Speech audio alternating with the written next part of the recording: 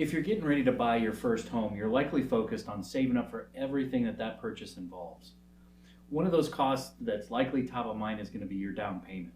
But don't let a common misconception about how much you need to save make the process harder than it should be. Understand that 20% isn't always the typical down payment. And as Freddie Mac explains, nearly a third of prospective homebuyers think that they need a down payment of 20% or more to buy a home. This myth remains one of the largest preconceived barriers to achieving home ownership.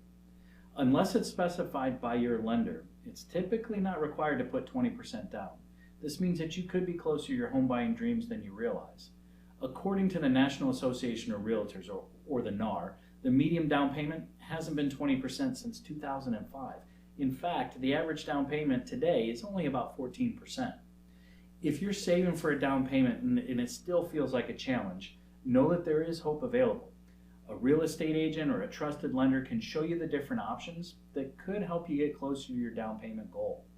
According to the latest Home Ownership Program Index from Down Payment Resource, there are over 2,000 home buying assistance programs in the United States.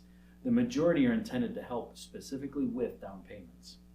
There's even different types of different loan types out there. So FHA loans with down payments as little as 3.5%. There are actually some zero cost down payment out there as well. VA loans for us vets out there, the USDA loans qualify for no down payment if you're in select areas. To understand what all your options are, be sure to do your homework. If you're interested in learning more about down payment assistance programs, information is available through sites like downpaymentresource.com. Then partner with your trusted lender to learn what you qualify for on your home buying journey. The bottom line is, remember that 20% down payment isn't always required. If you want to purchase a home this year, let's connect. You'll also want to make sure that you have a trusted lender so you can explore what all your options are.